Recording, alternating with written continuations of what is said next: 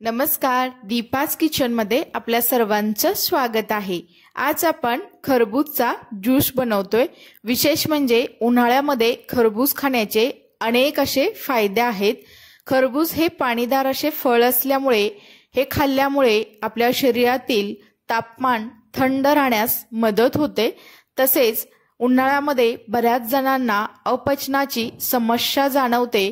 अशा वेळेस खरबूजाचे सेवन केल्यामुळे आपल्याला अपचनाची समस्या सुद्धा थोडेफार प्रमाणामध्ये कमी होते, कारण खरबूज हे पचायला खूप हलके आहे। तसेच याचे अनेक असे फायदे आहेत। यामध्ये भरपूर सारे विटॅमिन्स आणि खनिजे असतात। त्यामुळे अगदी आरोग्यदायी असणारं हे खरबूजाचं फळ, त्याचाच आज आपण मस्त थंडगार असा ज्यूस बनवतोय। चला तर मग आपण रेसिपीला सुरुवात करूयात। ज्यूस बनवण्यासाठी मी एक मीडियम आकाराचं एक खरबूज पाण्याने स्वच्छ असं धुवून घेतलेलं आहे। खरबूज पिकलं का हे चेक करण्यासाठी त्याला थोडंसं बोटाच्या साहाय्याने असं आपण त्यावरती थोडंसं मारायचं आहे। टनटन आवाज आला की समजायचं आपलं खरबूज अगदी व्यवस्थित असं पिकलेलं आहे। आता आपण याला कट करून घेतलेलं आहे। आता यामध्ये असणाऱ्या बिया आपण काढून घेऊयात। तर अगदी चमच्याच्या साहाय्याने किंवा सुरीच्या साहाय्याने तुम्ही अशा मधून याच्या सर्व बिया काढून घ्यायच्या आहेत। विशेष म्हणजे या खरबूजाच्या बिया या सुद्धा खूप फायदेशीर ठरतात। यामध्ये भरपूर प्रमाणामध्ये मॅग्नेशियम तसेच अँटीऑक्सिडंट असते। त्यामुळे या बिया वाळवून याचं सुद्धा तुम्ही सेवन करू शकता। इथे आपल्या सर्व बिया काढून झालेल्या आहेत। आता आपण हे खरबूज कट करून घेऊयात आणि त्याचे बारीक बारीक असे काप करून घेऊयात। तुम्ही ते बघू शकता, खरबूज अगदी व्यवस्थित असं पिकलं गेलेलं आहे। आता आपण याचा गर असा काढून घ्यायचा आहे आणि त्याचे बारीक बारीक असे काप करायचे आहेत।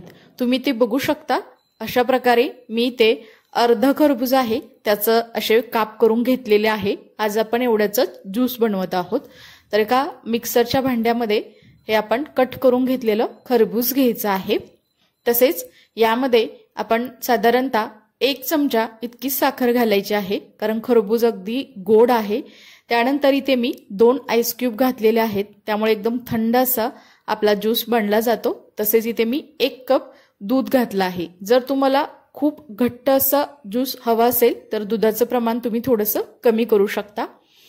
तर मिक्सरमध्ये आपण याला असं फिरवून घ्यायचं आहे। तर इथे तुम्ही बघू शकता, अगदी असा आपला खरबूजचा ज्यूस बनवून तयार झालेला आहे। आपण ग्लासमध्ये घेऊयात। हा ज्यूस आपण अनेक वेगवेगळ्या प्रकारे बनवू शकतो। तुम्ही सुद्धा या पद्धतीने थंडगार असा खरबूजचा ज्यूस बनवून बघा। कसा झाला हे मला नक्की कमेंट्समध्ये सांगा। रेसिपी आवडली असेल तर न विसरता दीपाज किचन या यूट्यूब चॅनेलला लाईक, शेअर आणि सबस्क्राईब करा आणि शेजारील बेल आयकॉनवरती क्लिक सुद्धा करा, कारण तुम्हाला अशा छान छान साध्या सोप्या रेसिपी पाहायला मिळतील। नंतर भेटूया आपण अशाच एका छान अशा रेसिपी सोबत। तोपर्यंत सर्वांना धन्यवाद।